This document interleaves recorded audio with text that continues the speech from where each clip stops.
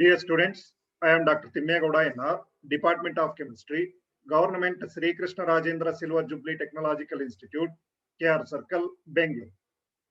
In this video lecture, I am going to explain the continuation of Engineering Chemistry Module 2, Corrosion and Metal Finishing. In my previous session 3, I explained about wet corrosion, in which differential metal corrosion with examples, differential aeration corrosion by taking pitting corrosion and waterline corrosion as an examples, different methods that can be used to control corrosion of metals, and finally I explained one of the corrosion control method, anodizing, by taking anodizing of aluminium as an example. In this session 4, I am going to explain the cathodic protection, in which sacrificial anode method and impressed current methods and metal coatings by taking galvanization as an example. So let's first discuss cathodic protection. So if we look at the picture here, there is a pipeline made up of iron, and after some months or years, it get corroded. That is due to formation of anodic region and cathodic region.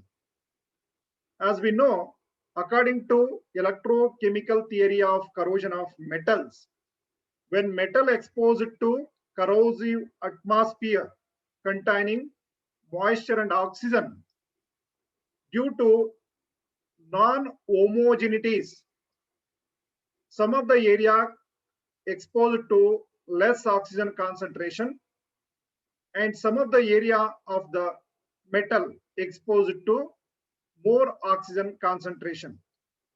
So due to that, the area which exposed to less oxygen concentration, it forms as anodic area, and the area of the metal exposed to more oxygen concentration, it forms as cathodic region. So once that anodic region and cathodic region form, then oxidation reaction occur at anodic region of the metal and reduction reaction occur at cathodic region of the metal.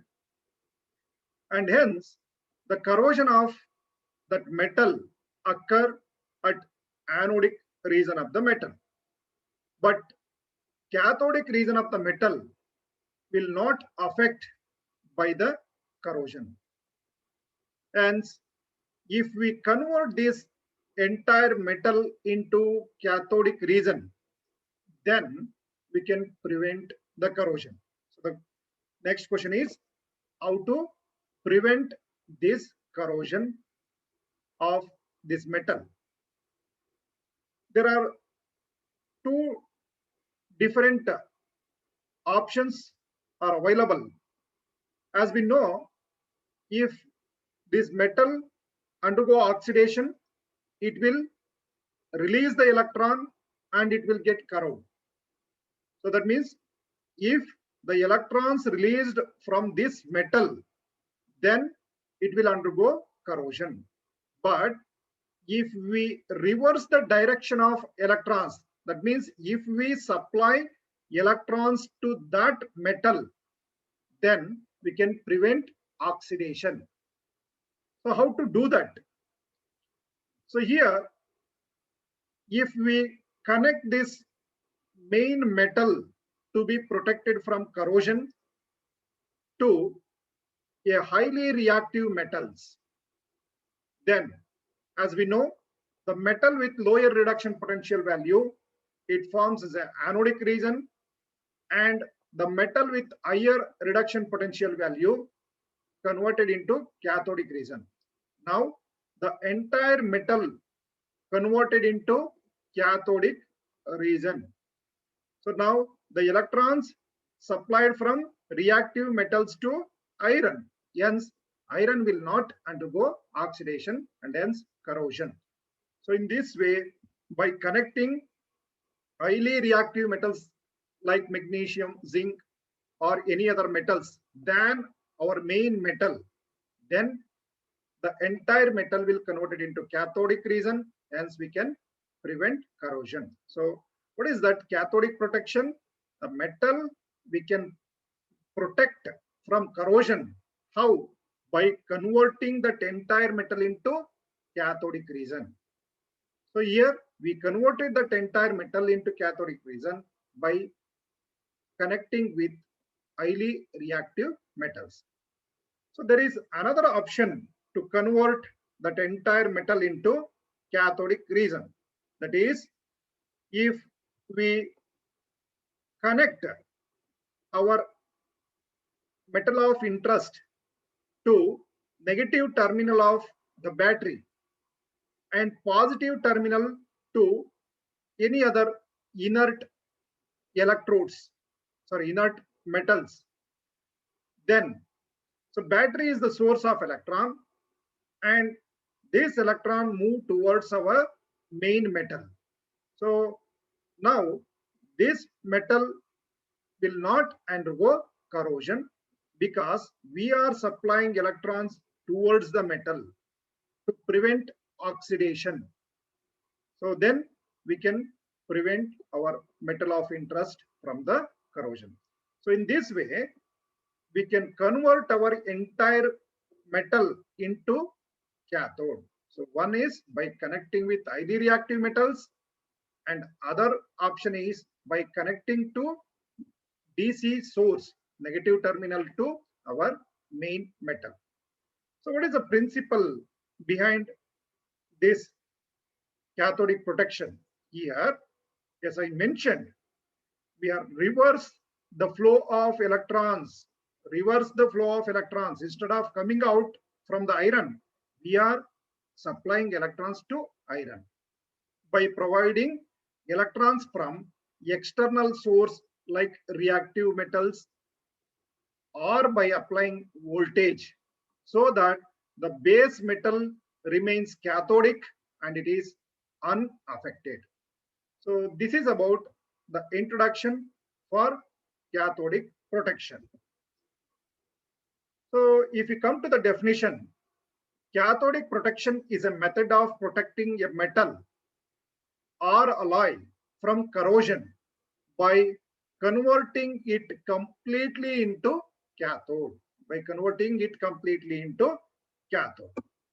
So that we can achieve by connecting the metal of interest, metal to be protected from corrosion, to highly reactive metals.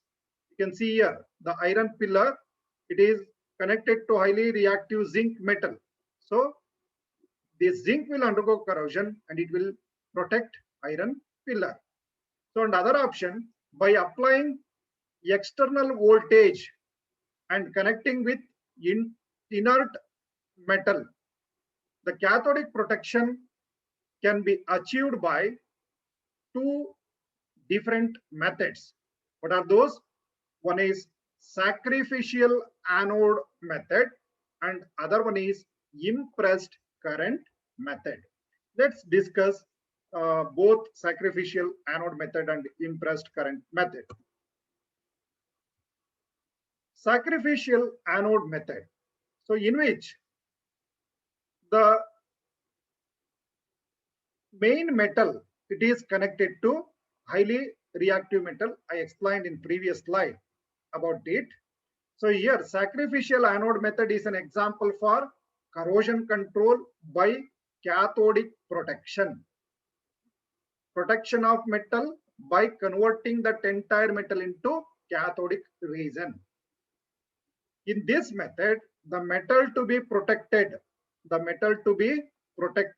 is converted into a cathode by connecting to more reactive metals like magnesium or zinc by using electrical conductor. there is a wire, electrical conductor. These reactive metals used as auxiliary anodes in this method. So after some time, this metal will undergo destruction because it will provide electrons and it will undergo corrosion, and then finally we should replace once it completely destroyed. The reactive metals acts as anode and undergo preferential corrosion by converting the entire main article to be protected into cathodic and protecting from corrosion. So why the term used sacrificial anode? Because the anodic metal are sacrificed to protect the metal structure. Hence, this method is known as sacrificial anode method. And as I mentioned, exhausted or destroyed sacrificial anodes are replaced by new anodes materials when it is required. And if you look at the applications of sacrificial anode method, this method used to protect buried pipelines, means the pipelines, it is placed inside the earth, buried pipelines for to supply either water or any oils, whatever it may be, buried pipelines, ship hulls to protect corrosion of the metals it is used in the ship, industrial water tanks, and steel rods in RCC by combining with strips of anodic metal. So these are a few applications I mentioned. So a lot more applications can be get it from this sacrificial anode method. So this is about the sacrificial anode method of corrosion control. So let's go through another cathodic protection method, that is impressed current method. So here the impressed current method, it is an example for corrosion control by cathodic protection. In impressed current method, the electrons are supplied from a source of direct current, battery. So in previous case, sacrificial anode method, electrons are supplied from reactive metals. But here in impressed current method, the electrons are supplied from the direct current source, DC source. And here the negative terminal of the battery connected to our metal to be protected, or main metal, and positive terminal of the battery, it is connected to inert metal or inert material, and then the metal to be protected, it working as cathode, and the inert material, it acts as anode. In this method, the metal to be protected is completely converted into a cathode by connecting it to negative terminal of the DC source, I mentioned it, and by applying larger current than the corrosion current. So what is that larger current than the corrosion current? Means if we expose this metal to corrosive atmosphere, then due to formation of anodic region and cathodic region, the redox reaction will occur. Due to that reduction reactions, the potential or voltage will be developed.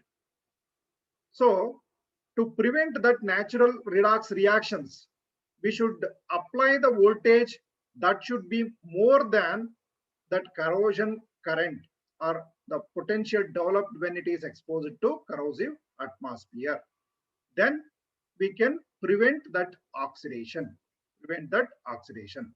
So the positive terminal is connected to an inert electrode, such as either graphite or high silicon iron alloy or platinum or platinized tin, etc. Under these conditions, the metal to be protected acts as cathode and hence does not undergo corrosion. The inert electrode acts as anode but it does not undergo corrosion because it is inert. So in this impressed current method is nothing but we are supplying current to convert the metal into cathode. So both our main metal as well as the inert metal or inert material, both will not undergo corrosion. So this is about impressed current method to use, they will use to prevent corrosion. Let's check the applications of this impressed current method. This impressed current method used for protecting oil pipelines, water storage tanks, offshore rigs. That means they will put some bore here rigs to get some petroleum products from the earth in the ocean areas, offshore rigs. So here they are using many metals for that activities. To prevent that metals from corrosion, they will use impressed current method, and also to protect marine structures. You can see here ships, boats, whatever it may be, to prevent that marine structures. They will use impressed current method to prevent corrosion of metals. So this is about impressed current method. So let's discuss another type of corrosion control method, that is metal coating. So how to control corrosion of metals by coating other metals on it. Metal coating is one of the corrosion control method in which deposition of a protective metal over the surface of a base metal, it is called metallic coating. So metal coating divided into two types. They are anodic metal coating and cathodic metal coating. So anodic metal coating, in which the coating is produced by coating a base metal, the main metal, coating the base metal with more reactive metals, which are the reactive metals are anodic to base metal. For example, if we consider some iron sheet, then its a standard SRP value, standard reduction potential value, minus 0.44 volt, and it is coated by other metals such as zinc, magnesium, aluminum. These are highly reactive metals, and these are having lower SRP value compared to iron. And then if we coat these metals, which is these metals acting as anode to iron, so hence we can call this anodic metal coating. For example, we can consider galvanization as an example for metal coating. So what is that galvanizing? So galvanizing is a familiar example for anodic metal coating, and it is extensively used to protect iron and steel. So here the galvanizing is the process of coating of base metal, surface, such as we can consider iron metal as a base metal, with more active metal, that is zinc. So galvanization is carried out by many other processes, including spray method or hot dipping method, but in your syllabus they have included hot dipping method for galvanization. So once we coat that iron over the surface of zinc over the surface of iron, then that zinc layer acting as a barrier or protective layer, and it will prevent that atmospheric constituents contact with our underlying metal or base metal. So we can protect our main metal from corrosion. So how to conduct this galvanization process? It's a simple process here. So before going to galvanization, the surface of our main metal or base metal must be very clean, and it should be free from impurities, either organic impurities or inorganic impurities. So therefore, we should go for cleaning process that is called surface preparation. For that reason, first, for example, I need to galvanize this iron sheet.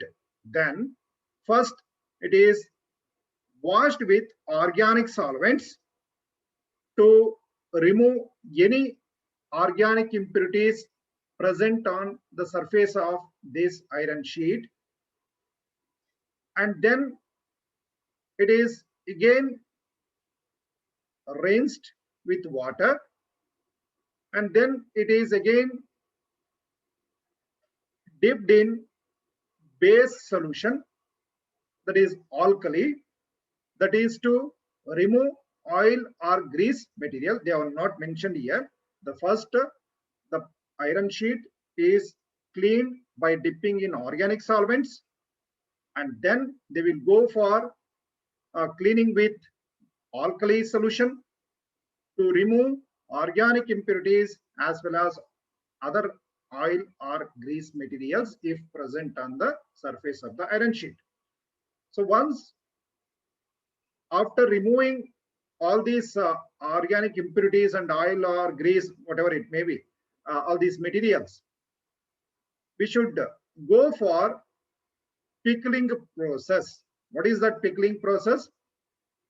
The iron sheet dipped in dilute acids. Dilute acids. Why? To remove any inorganic oxide impurities if present on the surface of iron sheet, that can be removed by dipping in dilute acids for some required time. That process is called pickling process.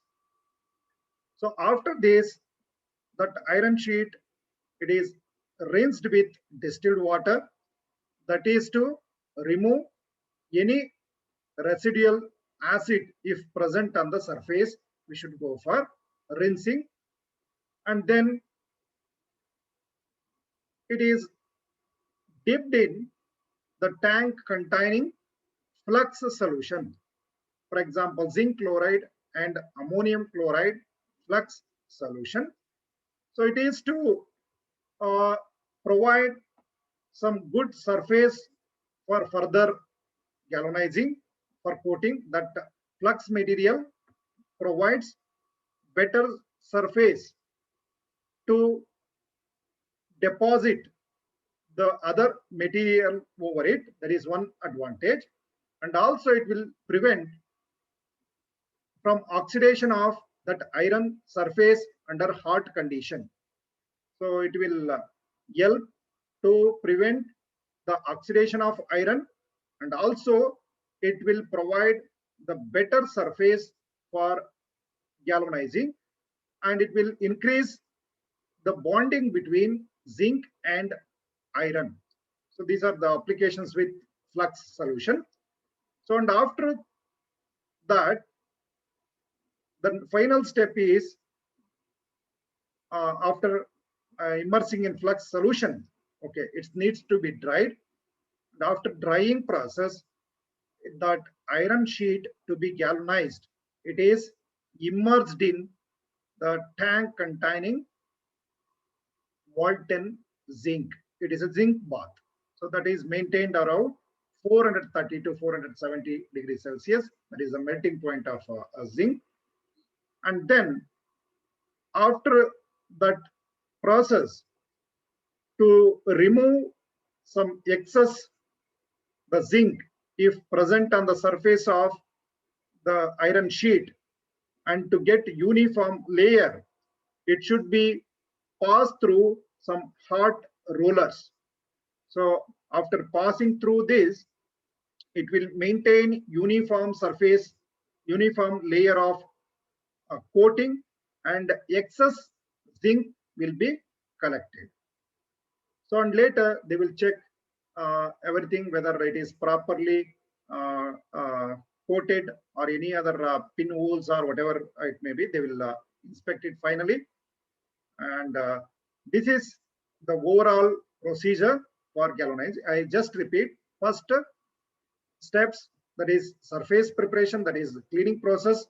The iron sheet or any other iron articles to be galvanized, first we need to go for either mechanical cleaning, that is afterwards it is dipped in organic solvents and alkali solutions to remove any other organic impurities present on the surface, and then we should go for rinsing, and then go for pickling process by dipping in dilute acids to remove inorganic oxides on the surface of the iron sheet or iron articles, and then it is dipped in distilled water to remove any residual acids present on the surface, and then it is dipped in flux solution.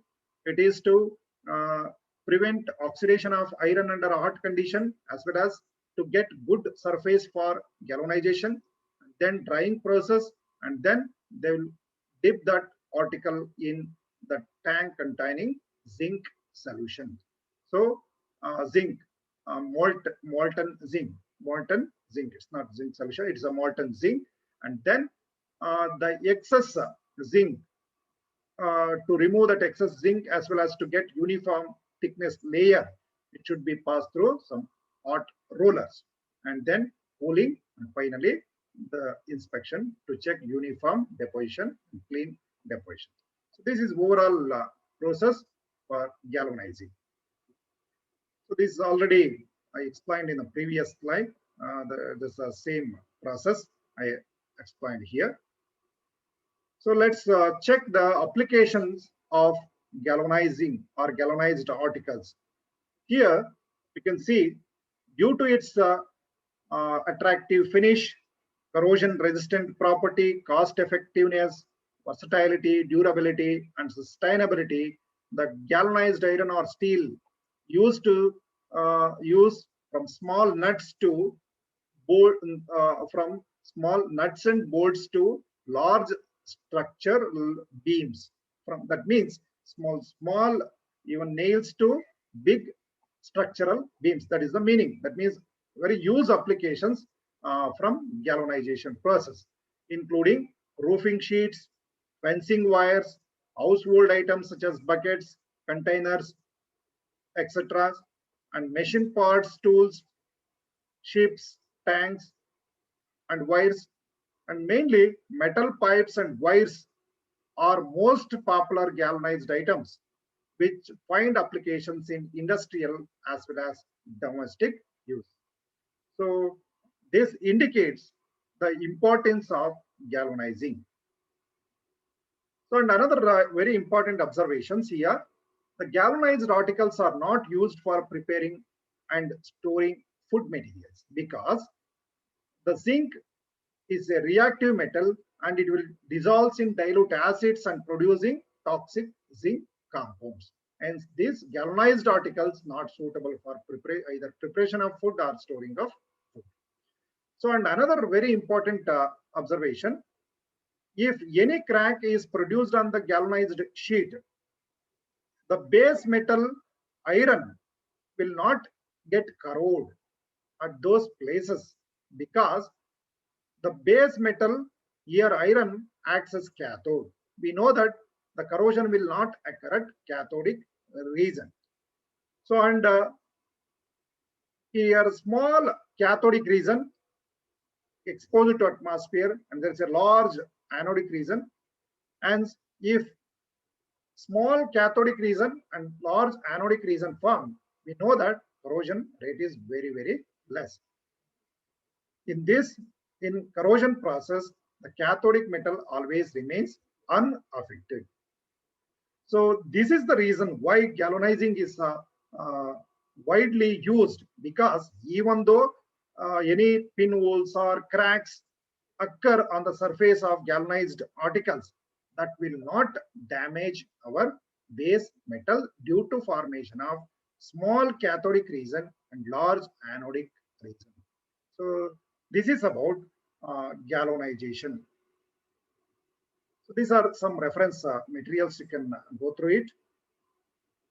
And let's go through some of the multiple choice questions covered under this session topic.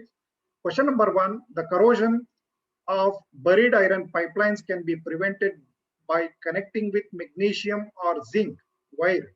Is an example for option A, impressed current method, option B, sacrificial anode method, option C, tinning, option D, galvanizing. So we know that the reactive metals, if we connect with our iron, then iron converted into cathode. So the magnesium or zinc will undergo destruction. So these reactive metals will sacrifice to protect our iron pipe. So this belongs to sacrificial anode method. Right answer is option B. Question number 2. Example for impressed current method of corrosion control. Option A, coating of zinc over iron. Option B, connecting the base metal to highly reactive metal. Option C, connecting the base metal to negative terminal of the battery and positive terminal to inert electrode. Option D, all the above. So we know that. So here, coating of zinc over iron, it is just metal coating, galvanizing, and connecting the base metal to highly reactive metal, it is sacrificial anode method. Connecting to base metal to negative terminal of the battery and positive terminal is connected to inert electrode, it is impressed current method. So right answer is option C. Question number 3. Galvanized articles are not suitable for preparing and storing food materials. Whether this statement is true or false. We know that galvanized articles, because of zinc is highly reactive metal and it will dissolve in acids, dilute acids if present in food materials, hence it is not suitable. The right answer is option A. Question number 4. The process of coating zinc over iron is called option A, tinning, option B, anodizing, option C, galvanizing, option D, sacrificial anode method. Coating of zinc over iron is galvanizing. Right answer is option C. Question number 5. The method used to prevent corrosion of metals by converting the entire metal into cathode is option A, tinning, option B, sacrificial anode method, option C, impressed current method, option D, both sacrificial anode method and impressed current method. So we know that we can use both sacrificial anode method and impressed current method. By this, we can convert our entire metal into cathode. So the right answer is option D, that is both sacrificial anode and impressed current method.